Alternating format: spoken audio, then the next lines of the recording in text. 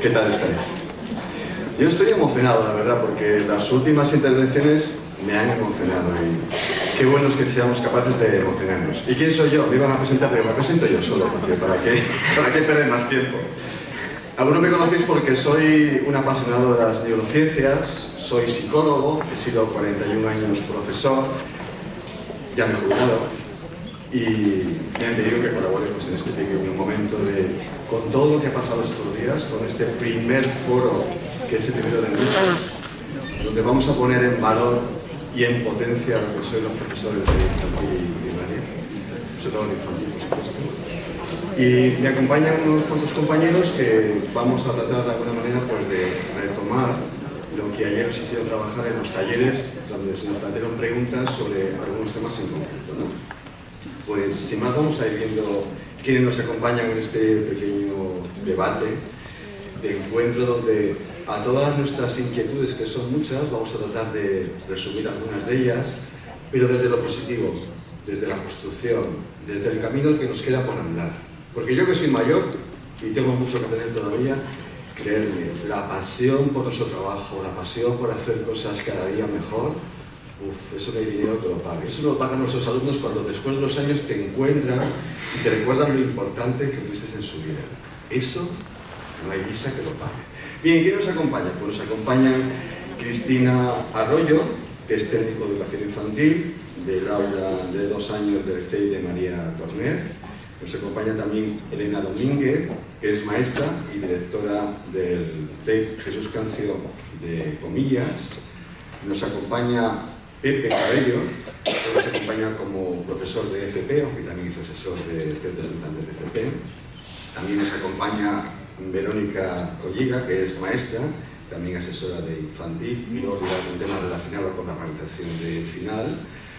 También nos acompaña Andrea Jiménez, que es técnico de educación infantil, del aula de 2 años también del CEI de María Torner. También nos acompaña Sara Peña, que es maestra del CEI Cabo Mayor, y también nos acompaña Arantxa Cebo, que es maestra del CEI de Marqués de Valdecilla. Como veréis, muchas personas que han estado, cada uno de ellos, en uno de los talleres que habéis estado ayer participando, han tomado buena nota de vuestras inquietudes, preocupaciones y preguntas. Hemos estado trabajando todos esta mañana también con el equipo de consejería para ver cómo podíamos resumir un poquito estas cositas. Y ahora, primero, vamos a contaros algunas cosas que nos parecen importantes de los talleres que hicimos ayer. Cristina, pues sí. Bueno, yo estuve en el taller de neurociencia, fue muy interesante, a mí es un tema que me empieza a interesar mucho, creo que yo en el ámbito en el que estoy lo puedo aplicar y estuvo muy interesante, hubo mucho debate, en torno a las preguntas que se hicieron, realmente se ve que tenemos claro cómo hay que trabajar la neurociencia. A la hora de trabajar las funciones ejecutivas, se habló de los descansos activos, el ejercicio a primera hora de la mañana, pues al final tienes que estar pendiente un poco de los horarios de los demás compañeros, pero también se tuvo en cuenta las rutinas que favorecen la memoria, la seguridad, la circulación por el aula. También se habló un poco de la experimentación que lleva pues, a la autonomía, a la independencia, y los sentidos, que a veces se nos olvida trabajar los distintos sentidos. Luego también decían que cuáles eran las actividades más beneficiosas y se tenía en cuenta el entorno natural, que también a veces no lo aprovechamos, naturalizar los espacios educativos, que poco a poco, por ejemplo, nosotros en nuestro cole hemos ido poniendo plantas, huertos, nos hemos vuelto un poco locos. Luego volvíamos a dar importancia a los sentidos, a lo musical y a lo artístico, la psicomotricidad, la experimentación, la manipulación. En el tema de las pantallas todo el mundo estaba de acuerdo que no eran adecuadas, que sobreestimulaban, que provocaban que el niño estuviese solo sin tener en cuenta alrededor. Algo que te choca porque ahora mismo, como nos están dotando de pantallas por todos los lados, pues lo sabemos, pero no están pantallas. Y yo tengo aquí subrayado la cuarta pregunta, decía de qué manera la neurociencia puede ayudarnos a comprender y abordar las dificultades de aprendizaje en la primera infancia. y creo que como está redactado me parece que es interesante de leerlo. Decía que como educadores la neurociencia nos enseña a comprender, a interpretar qué está pasando en el cerebro del niño para poder adaptar nuestra metodología para ser capaces de acompañarle correctamente. No podemos enseñar si no sabemos cómo funciona el cerebro, además de conocer qué procesos emocionales están interfiriendo en los cognitivos. Me lo he apuntado porque a mí desde que me ha interesado este tema y he prestado más atención a la parte emocional, he visto que he conectado mejor con los niños y he visto que tengo un resultado mejor a la hora de poder ofrecer aprendizajes, entonces he querido como resaltar. Y esto es más o menos la conclusión de esto. Perfecto. ¿Tiene algo que decirnos algo más, Elena? ¿De qué nos puedes contar algo? Nuestro taller trataba sobre el papel del docente en el primer ciclo de educación infantil. Bueno, en nuestro taller solo nos dio tiempo a un par de preguntas porque surgieron otras muchas cuestiones que son muy importantes dentro del foro y que yo creo que después las recogeremos seguramente, porque yo sí que vi una inquietud y yo, por ejemplo, desde mi ámbito de la dirección nos inquieta muchísimo y queremos construir algo que esté muy bien, ya que todos los que han pasado por esto, por aquí nos han dicho, hemos hablado de la paz, hemos hablado del cariño, hemos hablado del cuidado, pero vamos a cuidarnos entre todas también, sin necesidad de que haya diferencias, etcétera. Entonces, bueno, sí que se quedó en que el papel de los educadores y de las educadoras docentes en el primer ciclo infantil es generar y cuidar el ambiente rico, seguro y estimulante, tanto físicamente, emocionalmente, para el desarrollo físico, cognitivo, social y emocional. Aquí nos pasa una cosa importante, interesante, porque había una primera pregunta que hablaba sobre el papel en la parte cognitiva del niño y después unas preguntas más atrás sobre el lenguaje y otros ámbitos. Entonces, claro, había algo como que nos chirriaba un poco porque ya que el niño es global, integral, no podíamos diferenciar cuál era nuestro papel en una cosa y nuestro papel en otra. Entonces, el papel era global en todo. Es decir, sería favorecer el desarrollo natural del niño a través del diseño, de la disposición de los materiales, de las propias experiencias que hemos visto aquí, unas y muy buenas. Espacios, tiempos, interacciones, acción con el otro, con el adulto, con el niño, con los iguales, respetando, por supuesto, y para terminar, la cultura de la infancia. Después pasamos a hablar de las familias, que si queréis, como hay más personas que hablaban de las familias, después lo incluimos. Hablaremos de todo, que es muy importante. Vale. Pero tú, ¿qué me puedes contar? Vale, bueno, pues buenas tardes a todas y a todos. El taller que yo os voy a contar las conclusiones es sobre el papel del técnico superior de educación infantil en el primer ciclo. Conecta mucho con el rol docente del profesorado del primer ciclo. Y a mí es que me han hecho ya el discurso los compañeros que han venido anteriormente, del Ambrosio Díaz Gómez y del Federal. La experiencia que nos comentaban Pili y Apsi es una experiencia de pareja educativa. No hay mucho más que contar. Claro, yo soy profe de FP, entonces, quiero decir, ya de por sí voy a ser subjetivo. Nuestro alumnado y los compañeros y compañeras que profesionalmente se capacitan para llegar a nuestras aulas tienen un papel esencial como parte de ese rol. Yo no lo desligaría en un técnico en otro, sino en esa pareja educativa que busca e intenta ser coherente con algo que también los compañeros de los dos centros educativos que nos han representado han expresado. Lo más importante es la mirada que tengamos de la infancia y que esa mirada esté acorde a lo que luego nos va a comentar Vero de las necesidades de la infancia.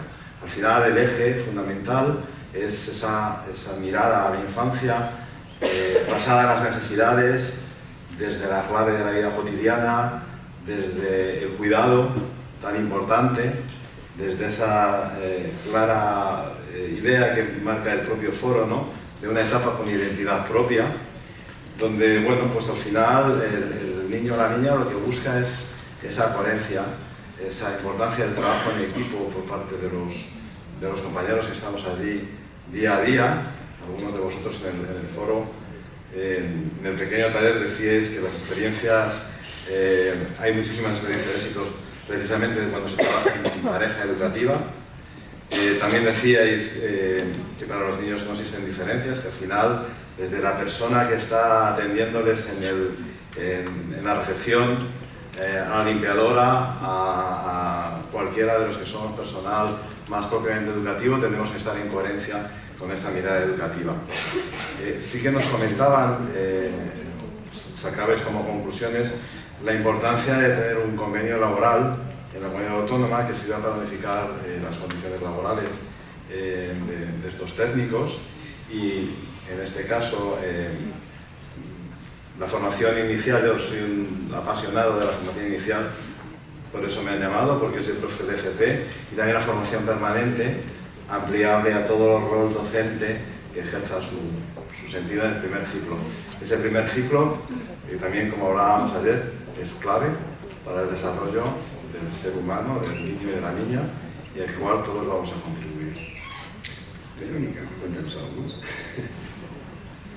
Bueno, hola de nuevo a todas las personas que estáis hoy aquí. Veréis, a mí me toca un poco representar las conclusiones de los talleres en los que se abordaron las necesidades de las criaturas de primer ciclo y de segundo ciclo. Y como maestra de la etapa 06 que soy, y como un poco voz vuestra, ¿no? Ya que no podéis estar ahora aquí, diré que voy como a intentar aglutinar esta mirada entera de etapa, que es lo que nos reconoce, la etapa con identidad propia. A lo largo de estos días hemos estado escuchando a muchas personas, hoy a muchos de los compañeros y compañeras de los centros educativos, que han trasladado su sentir a través de palabras que tienen un gran calado si nos paramos a pensar en ellas y si nos paramos a escucharlas. Y de ahí que muchas de las palabras que yo escuchaba en ese debate y diálogo bastante enriquecedor de las compañeras y compañeros que estaban en los grupos, fueran palabras que nos resuenan, que conocemos, ¿no? Como necesidad de socialización, de experimentación, de movimiento, de juego. Pero había una premisa que todas y todos compartían en esos talleres y era, ¿realmente conocemos en profundidad las necesidades? ¿Conocemos los procesos que los niños y las niñas desarrollan? Necesitamos, pues, comprometernos con una formación profunda, rigurosa, con un debate, ¿no? colectivo en los equipos educativos de los centros. Porque conocer las necesidades en profundidad, conocer los procesos que los niños y las niñas desarrollan, es poder también tener la oportunidad de darles una respuesta ajustada. Una respuesta que no es automática, que no es instantánea, sino que requiere de un trabajo de equipo. Y es otra de las cuestiones que se abordaban en estos talleres, ¿no?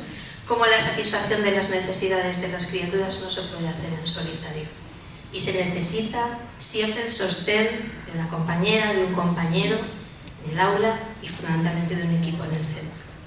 Habrá más cuestiones que vamos a abordar que vinculan con otras temáticas de las compañeras. Muy bien. Andrea, cuéntanos. Vale, yo tenía dos talleres. Uno era la organización de espacios y tiempos, que voy a empezar por ello. Y bueno, como conclusión, yo creo que hay que mencionar las tres palabras que más ha sonado en estos 3 días y que vienen recogido en los talleres, que son necesidades, flexibilidad y compañerismo. Bueno, en referencia a la organización de los espacios, hablaba pues que todos organizamos las aulas en función a las necesidades de los niños, que los materiales, el mobiliario no es estático, es flexible, que se va adaptando a las necesidades de ellos, al tiempo y a la madurez de los mismos. Perdonad.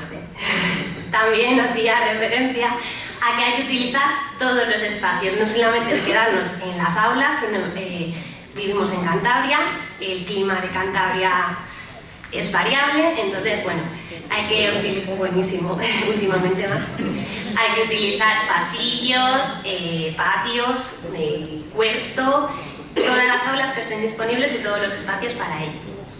Además también hacían referencia a las administraciones públicas que a la hora de dotar a las aulas nuevas, pues no tener un criterio cerrado, sino un poco, no sé si se hará, me imagino que sí, y si no se anima a que se haga, a preguntar un poco y a la comunidad educativa pues las necesidades que se necesitan en ese momento.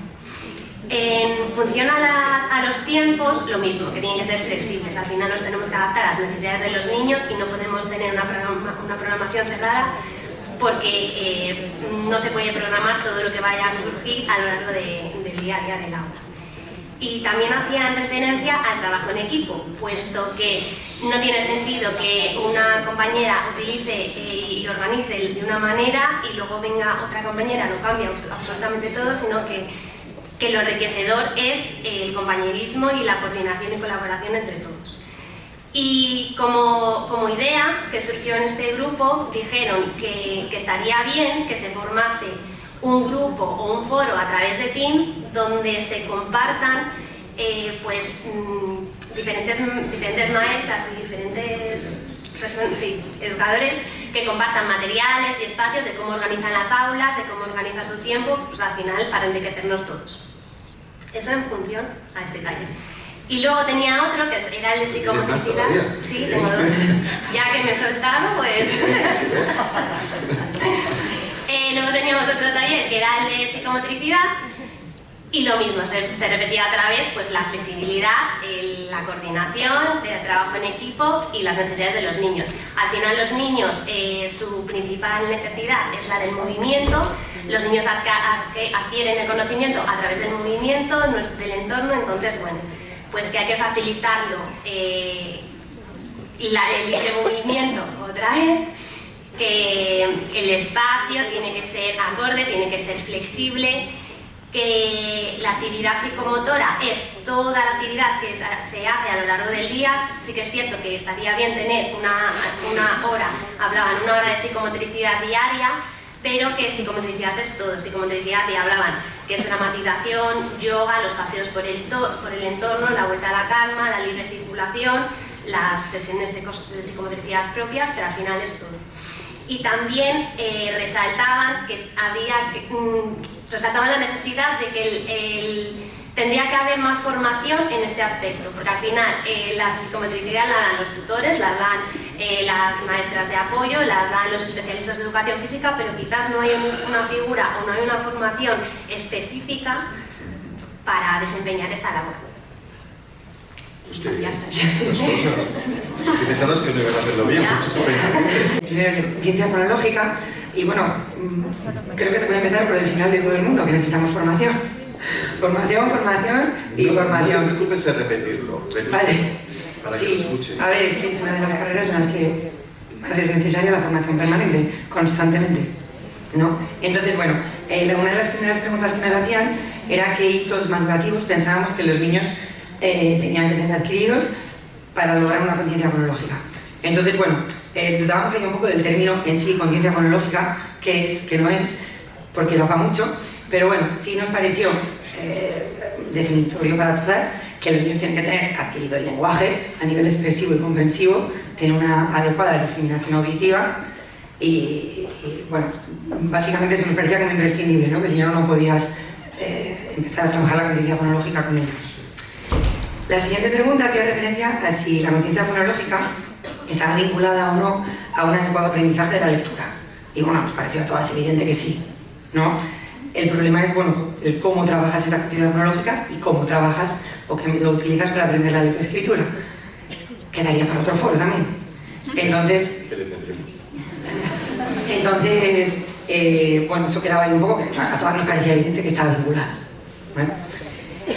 La siguiente pregunta hacía referencia a estrategias y actividades para desarrollar la conciencia fonológica, y aquí nos salían muchísimas, ¿no? Porque bueno, casi todos tenemos en el aula un ritmo de biblioteca, utilizamos muchísimos recursos lingüísticos, canciones, adivinanzas, retahílas, poesías, la adivinanza de buenos días, la asamblea de buenos días, bueno, todos los diálogos que tenemos con ellos constantemente, y sobre todo que el principal instrumento de relación que tenemos con ellos es la expresión oral, con lo cual todo el rato estamos trabajando en la conciencia fonológica, ¿no?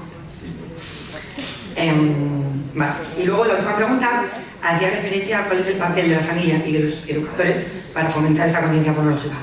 Bueno, el papel de los educadores parece imprescindible, ¿no? O sea, es básico, ya lo acabamos de decir, ¿no? Como que tenemos que estar formados en ello, que tenemos que saber qué prerequisitos los niños tienen que tener adquiridos para poder comenzarlo. Bueno, en las familias también, bueno, yo en este momento ya no estaba en el taller porque tenía que marchar, ¿no? Pero que ha recogido en las conclusiones, pues que sí, que por supuesto que es imprescindible también el papel de las familias y que para que nos ayuden en ello tenemos que explicarles cómo lo trabajamos en clase. Porque claro, no es lo mismo, pues bueno, todos seguro que nos ha pasado, que tú estás en clase con los gestos y de repente viene un niño y te dice la R, la P, no, el nombre de la letra, no, el sonido, por favor.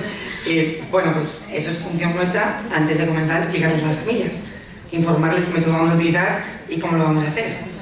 En este sentido salió también como conclusión que es muy importante que todo el profesorado del mismo colegio lo trabajemos igual.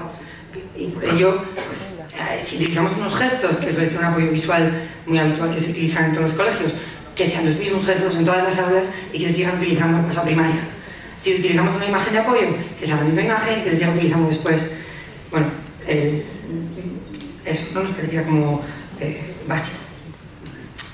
Y luego tengo el taller de currículum, pero creo que lo dejamos para el final. Te has quedado a gusto, ¿no? Esto es para hablar, para entendernos, ¿eh? Para hablar y para construir y para seguir. Pero vamos bien, yo creo. Arantxa, ¿te has dejado que decir esta chica y este chico o puedes decir algo más tú? Sí, sí. Bueno, pues yo estuve en el taller del papel del docente en el segundo ciclo y sí que nos parece importante recalcar que nuestro papel es el de acompañar al niño en todo el momento, en su desarrollo, estar a su lado, mirarle a los ojos, tener en cuenta su mirada, crear vínculos afectivos con él, porque es lo más importante, que sin vínculo afectivo no podemos avanzar más. También es importante integrar a las familias en nuestra labor de día a día.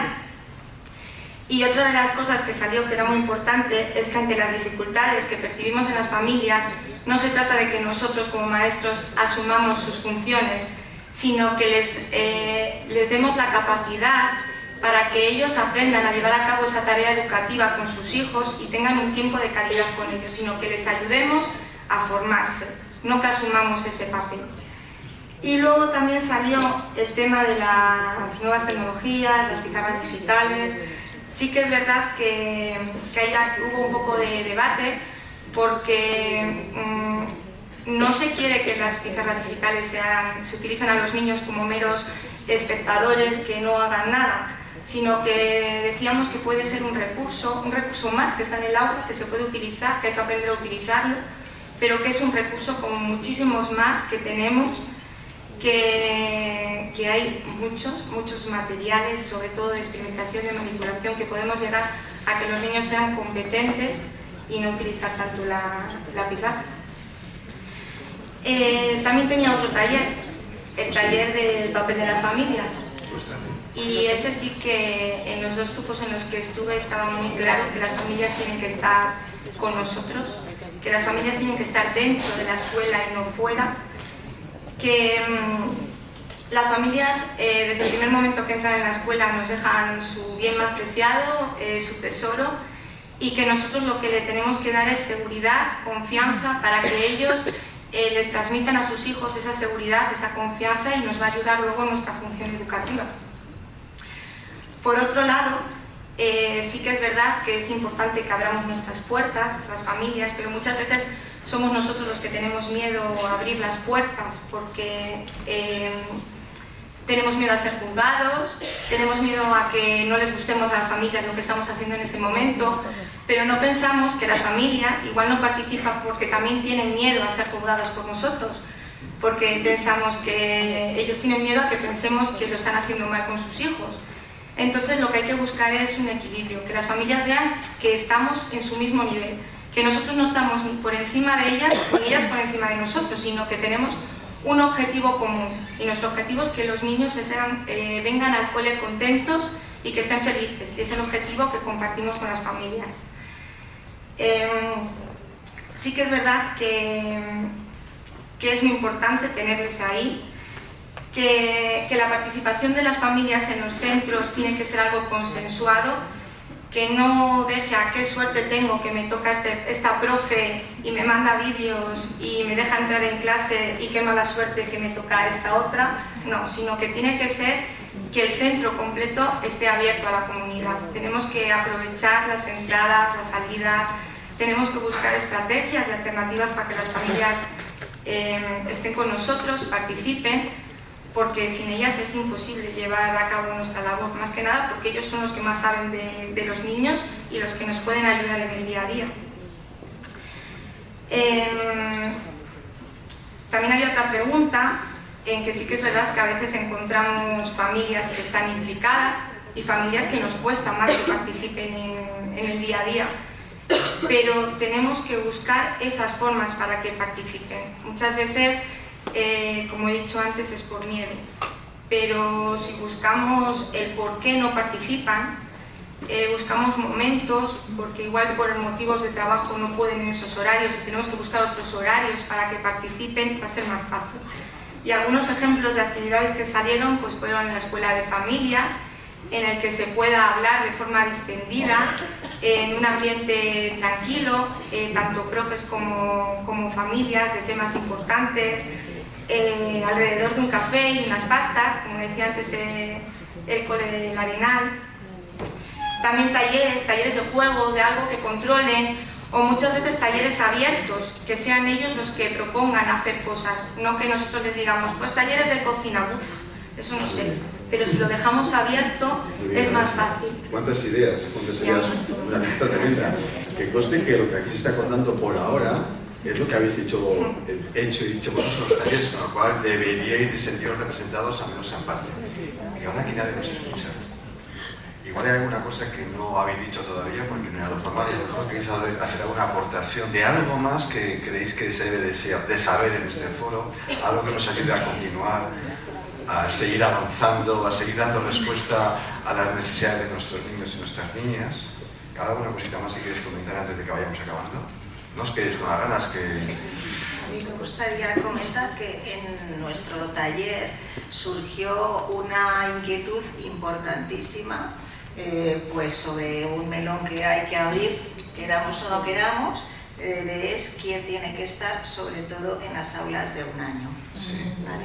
Entonces surgió esa inquietud. En mi caso yo voy a hablar desde el máximo respeto hacia todos los que y todas las que estáis aquí, pero sabiendo también que hay diferentes casuísticas y tantas como centros en Cantabria.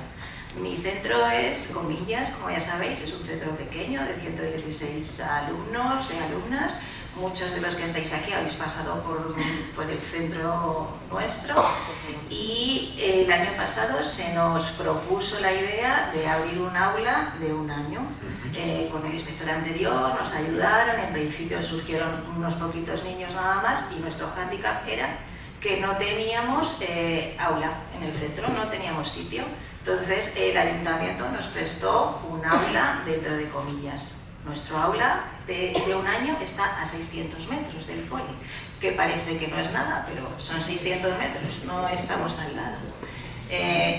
Consejería ha arreglado el aula, nos ha dotado de dinero, material que hemos comprado, que hemos montado con nuestras propias manos. Y bueno, y al final se decidió que estuvieran allí dos técnicos, dos educadoras. ¿Por qué pasó esto? Bueno, pues porque Consejería, como ya sabéis todos, nos daba una educadora a tiempo completo y media maestra. Pero claro, estás a 600 metros el aula, yo no podía dejar que ese otro tiempo estuvieran sin nadie. Entonces hablé primero con la educadora que tenemos en 2 años, si a ella le parecía que ellas estaban preparadas como para esto. ¿Cómo lo hemos arreglado después? Pues gracias a que Consejería nos ha dado 2 educadoras a tiempo completo y nosotros lo que hemos hecho ha sido liberar a una de ellas cada 15 días durante 1 hora para que venga al centro y se coordine la propuesta pedagógica, que es según como dice la ley, que se tienen que coordinar con una de las propuestas de las maestras de educación infantil. Y yo desde aquí, de verdad, les doy las gracias primero a las educadoras, porque sí que las he visto implicadas a tope, son las que se están relacionando con las familias a 600 metros del cole. Quiero decir que no es que las familias puedan venir a nosotras y decirnos, sino que son ellas las que directamente están hablando con ellas, están llevando a los chiquillos. Al final tenemos 11 niños que, para Comillas, con una población pequeña, y ya sabéis, pues son muchos niños, porque nos estábamos quedando sin niños y además porque nos parecía que también, en comillas, tienen que tener los mismos derechos las madres, y digo madres porque son ellas las que los llevan, de poder trabajar y conciliar dejando a su niño o a su niña de 1 año dentro del aula. Si no hubiéramos tenido esta condición de 2 educadoras, no hubiéramos podido abrir el aula. Entonces volvemos otra vez a descompensar las desigualdades. ¿Vale? Entonces, bueno, yo sé que es un tema que nos inquieta a mí, la primera, y que es un tema como que nos sobrepasa porque entran temas administrativos, entran temas sindicales, económicos, etc. Pero bueno, ahora que está aquí también consejería, que lo tengan en cuenta y que bueno, que es un melón que hay que abrir, partir y repartir. Muy bien, sumando.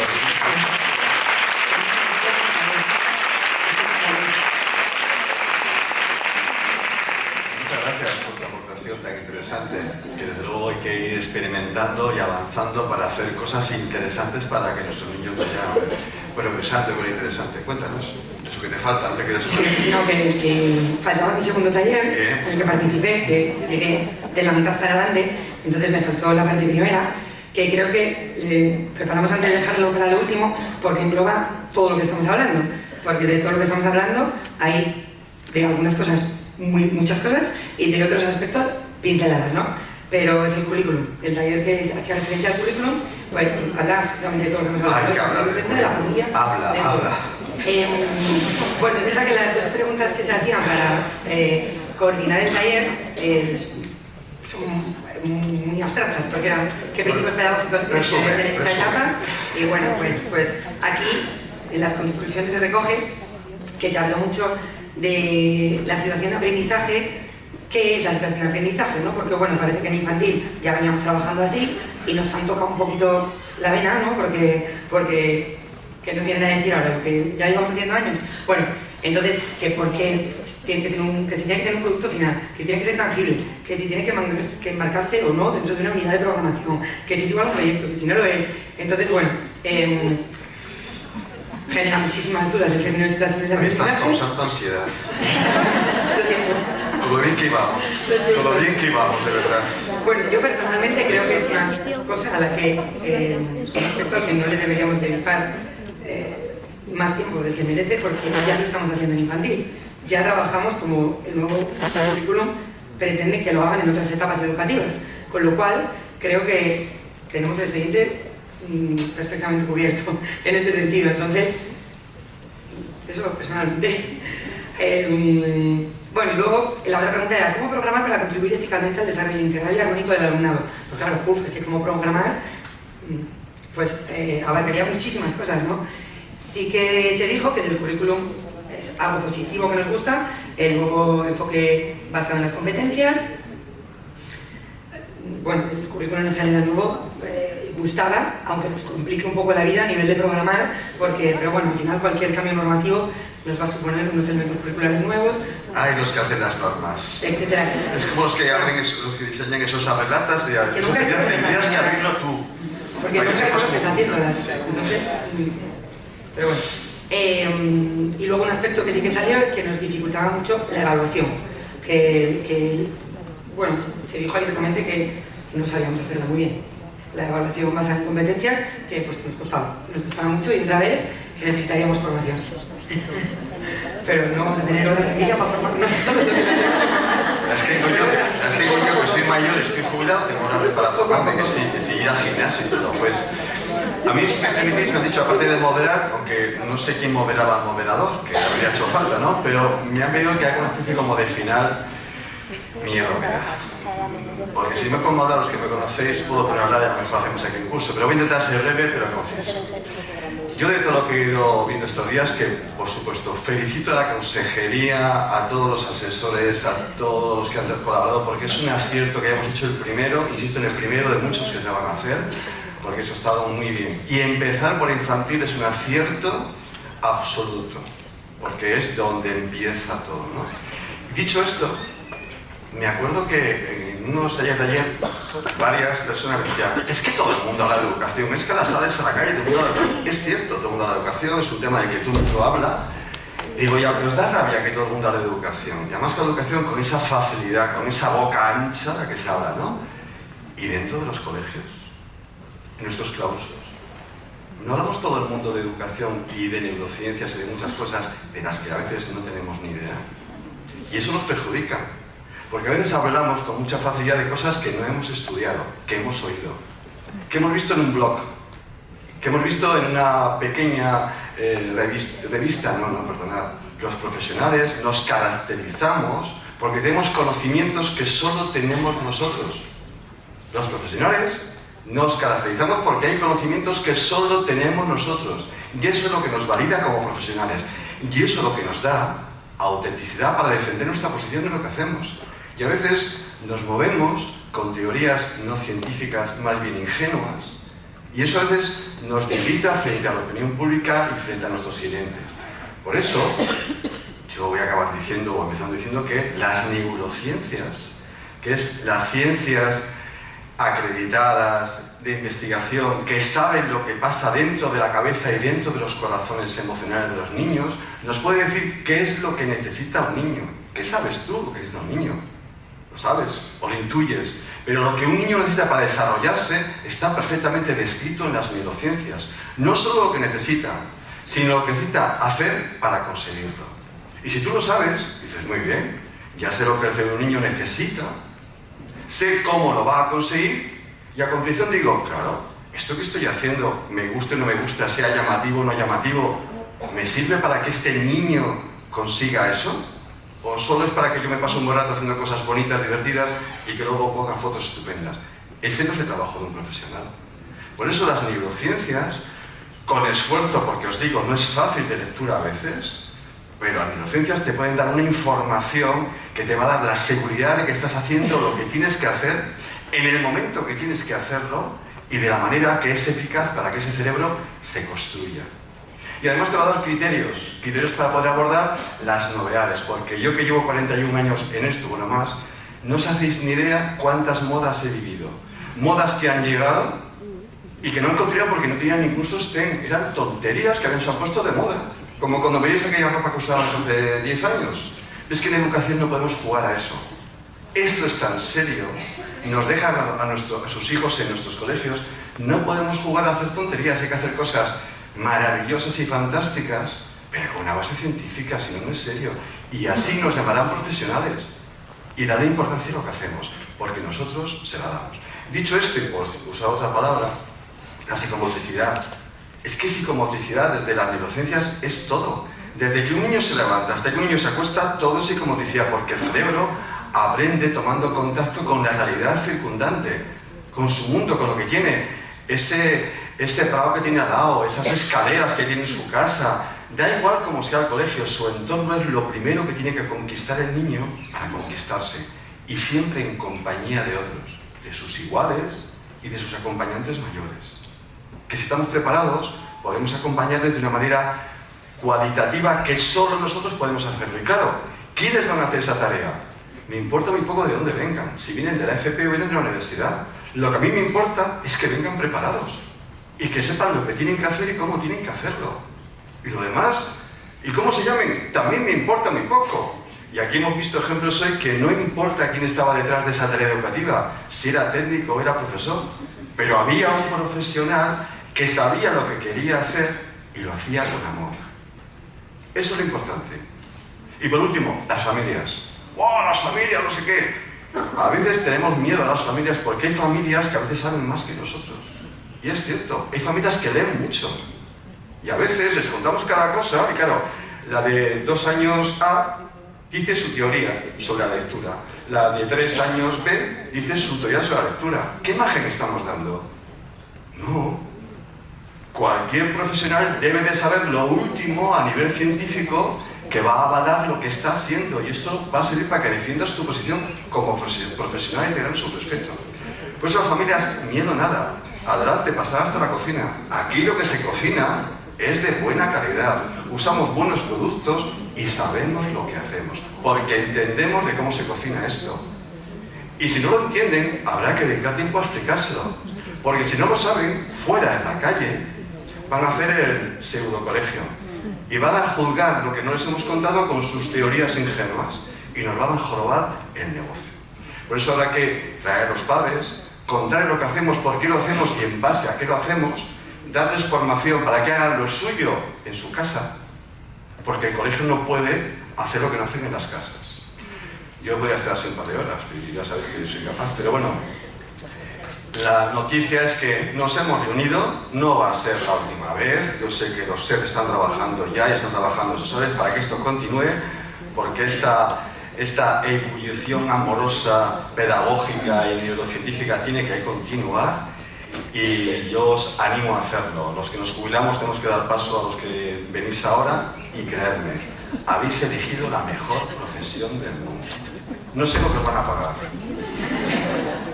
pero creedme, habrá algún día, como me ha pasado a mí, que te encontrarás con alumnos y dirás, ahora sé que lo que hice, lo que me cansé, tiene sentido. Ahora me lo están agradeciendo, con 20 años, con 30 o con 40. Pues nada, creo que nos toca ahora. Bueno, perdona, un tema... Sí, disculpad. Como queremos seguir escuchando vuestras voces, que son importantes para seguir mejorando y para seguir creciendo, en las puertas del Salón del Paraninfo están colgados los QR para hacer los formularios de evaluación. Os rogaríamos que siguierais colaborando, como lo estáis haciendo durante todos estos días, para poder transmitir lo que os ha gustado, lo que no y cómo poder seguir mejorando. ¿De acuerdo? Así que muchísimas gracias por vuestra atención y por estar compartiendo estos días con nosotros. Gracias.